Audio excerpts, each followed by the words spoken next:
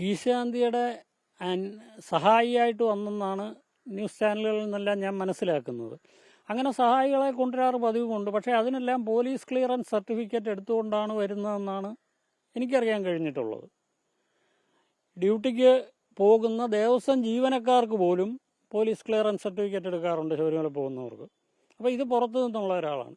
പക്ഷേ അങ്ങനെ ഒരു കീഴ്ശാന്തിക്ക് ശബരിമലയുടെ ഒരു അങ്കി, അതായത് ദ്വാരപാലകന്മാരെ പൊതിഞ്ഞിട്ടുള്ള അങ്കി പുറത്തു കൊണ്ടുപോകാൻ ആരാണ് ഉത്തരവ് കൊടുത്തത്? അവിടെ മുതലാണ് അന്വേഷണം തുടങ്ങേണ്ടത്.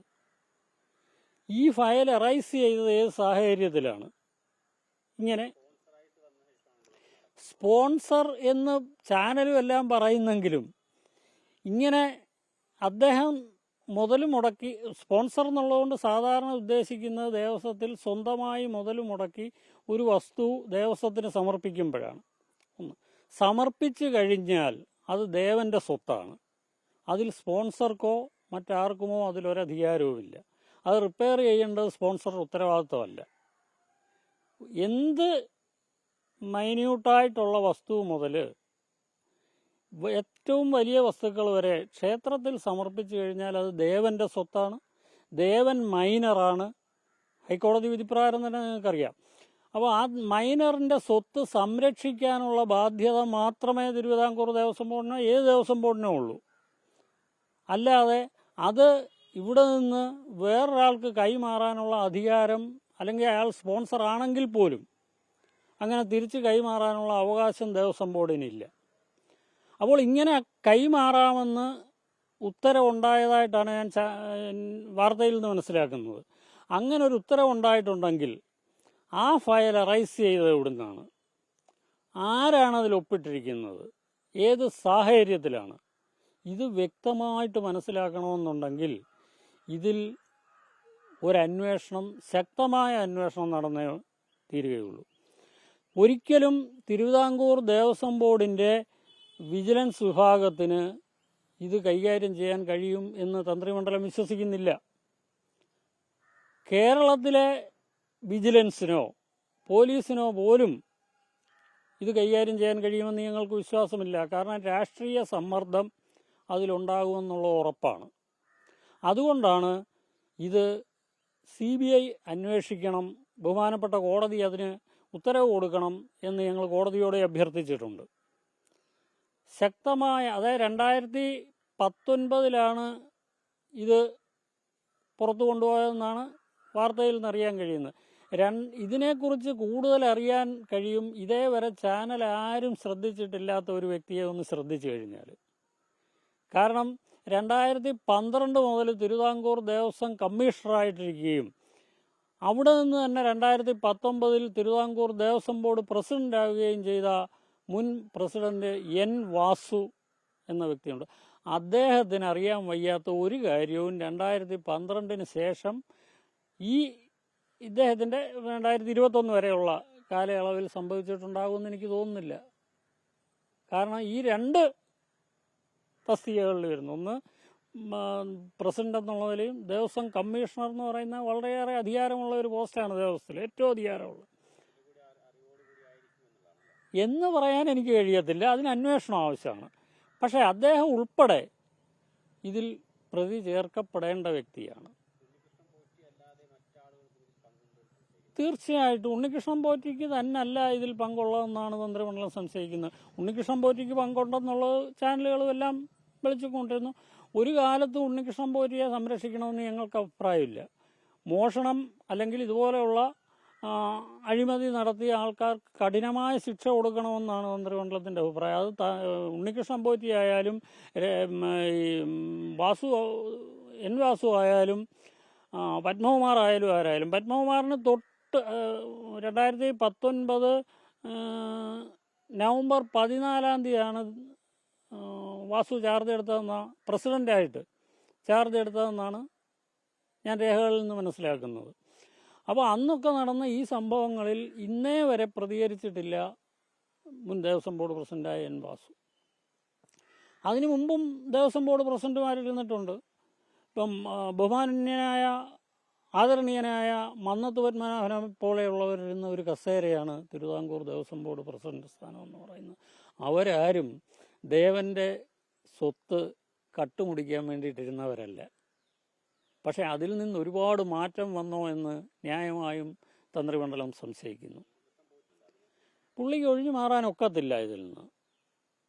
കാരണം ഇത് പുറത്ത് കൊണ്ടുപോകാൻ തന്നെ അധികാരമില്ലാത്തപ്പോൾ ഒരാൾ എടുത്തു കൊടുത്താൽ കൊണ്ടുപോവുക എന്ന് പറയുന്നത് മോഷണം മുതൽ കൊണ്ടുപോകുന്നതിന് തുല്യമാണ്.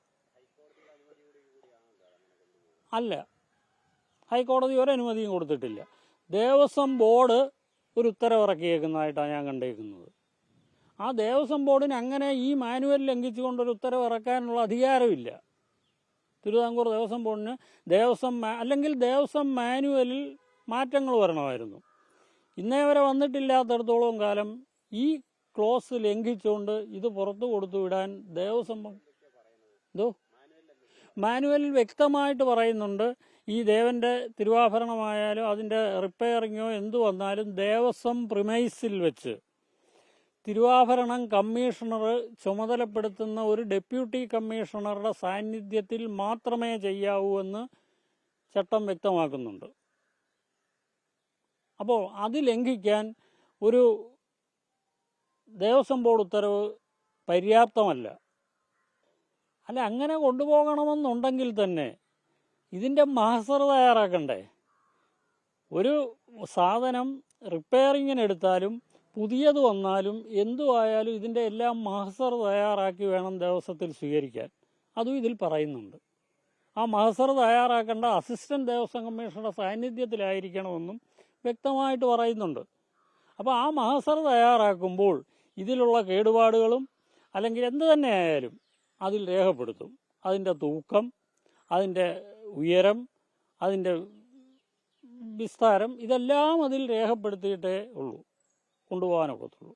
അങ്ങനെ കൊണ്ടുപോകാൻ നിയമം ഇല്ലാത്തപ്പോൾ അതിനോട് എനിക്ക് യോജിക്കാനൊക്കുന്നില്ല. അത് ആ ദേവസ്വം പ്രമേസിൽ വെച്ച് തന്നെ ചെയ്യേണ്ടിയിരുന്നതാണ്. അത് ആചാര ലംഘനമാണ്, ശുദ്ധമായ ആചാര ലംഘനമെന്ന് എനിക്കതിനെ പറയാനൊക്കുന്നുള്ളൂ. പുറത്ത് കൊണ്ടുപോകരുതെന്ന് തന്നെ മാനുവലിൽ വ്യക്തമായിട്ട് പറഞ്ഞേക്കുമ്പോൾ ഒരു വീട്ടിൽ കൊണ്ടുപോകരുതെന്ന് പറയേണ്ട ആവശ്യമുണ്ടോ? ഇത്ര മണ്ടനാണോ? എനിക്കറിയാൻ കഴിഞ്ഞിട്ട് ചോദിക്കുകയാണ്. പുറത്ത് ദേവസ്വം പ്രമേസിന് പുറത്ത് കൊണ്ടുപോകരുതെന്ന് വ്യക്തമായിട്ട് ഇന്നല്ല 50കളിൽ ദേവസ്വം രൂപീകൃതമായ കാലത്ത് എഴുതി വെച്ച മാനുവലാണ്. അതിൽ അന്നേ പറഞ്ഞേക്കുമ്പോൾ അത് വീട്ടിൽ കൊണ്ടുപോകരുത് എന്ന് പറയുന്നതിൻ്റെ അർത്ഥം എനിക്ക് മനസ്സിലാകുന്നില്ല. കാരണം ഇപ്പം വിഷം കഴിച്ചാൽ മരിക്കുമെന്ന് താങ്കൾക്കറിയാം. അത് അറിഞ്ഞുകൊണ്ട് തന്നെ ഞാൻ അല്പം വിഷം കഴിച്ചു പോയി എന്ന് പറയുന്നത് ഇതിനൊരു എക്സ്ക്യൂസ് ആവുമോ? എന്തു തന്നെയായാലും ക്ഷേത്രത്തിൽ ഉപയോഗിക്കുന്ന ദേവൻ്റെ അങ്കി, ദ്വാരപാലകൻ്റെ ആയാലും ദേവൻ്റെ ആയാലും അങ്കി വേറൊരു വീട്ടിൽ കൊണ്ടുവച്ച് പൂജിക്കുക എന്ന് പറയുന്നത് അക്ഷന്തവ്യമായ അപരാധമാണ്. അതിന് സമസ്താപരാധം പറയേണ്ടത് ദേവസ്വം ബോർഡ് ഉൾപ്പെടെയാണ് ദേവൻ്റെ മുൻപിൽ.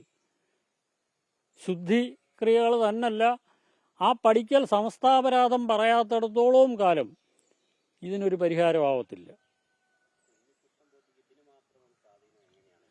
അതാണ് വ്യക്തമാകാത്തത്. കാരണം അവിടെ കീഴ്ശാന്തിമാരും ഉണ്ടായിരിക്കും, അവരുടെ സഹായികൾ ഉണ്ടായിട്ടുണ്ട്, മേൽശാന്തിമാരുണ്ടായിട്ടുണ്ട്, ഒരുപാട് പേരുണ്ടായിട്ടുണ്ട്. പക്ഷെ അവർക്കാർക്കുമില്ലാത്ത ഒരു പ്രത്യേക പ്രിഫറൻസ് എങ്ങനെ ഉണ്ണികൃഷ്ണൻ പോറ്റിക്ക് കിട്ടി എന്ന് നമ്മൾ ചിന്തിച്ചാൽ അതിൻ്റെ പിന്നിൽ ആരുടെയൊക്കെയോ ഉന്നത സ്വാധീനങ്ങൾ ഉണ്ടെന്നുള്ളത് വളരെ വ്യക്തമാണ്. അതിൽ സാമ്പത്തികം കാണും, തിരിമറി, അല്ലെ രാഷ്ട്രീയ സ്വാധീനം കാണും. ഇതിലേതായാലും നിയമപരമായിട്ടുള്ള സ്വാധീനമല്ല, നിയമം വിട്ടുള്ള സ്വാധീനം തന്നെയാണ്.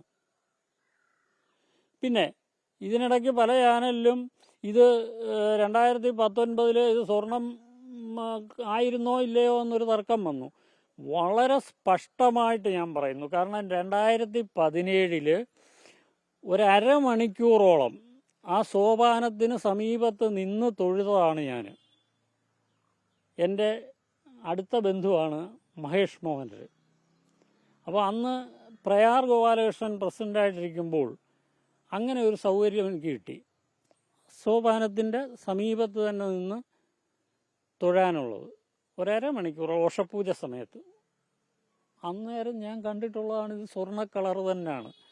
ഈ ക്ലാഡിങ് ആണോ പൂശിയാണോ എന്ന് തന്നെ ചോദിച്ചാൽ എനിക്കതിൻ്റെ സാങ്കേതികത്വം അറിഞ്ഞുകൂടാ. പക്ഷേ സ്വർണ്ണ നിറം തന്നെയാണ്. അത് വളരെ വ്യക്തമായിട്ട് എവിടെയും മൊഴി കൊടുക്കാൻ ഞാൻ തയ്യാറാണ്. 2017 ഇത് മാസമായിരുന്നു എന്ന് ഞാൻ ഓർക്കുന്നില്ല. ഇല്ല, മാസപ്പൂജ സമയത്താണ്.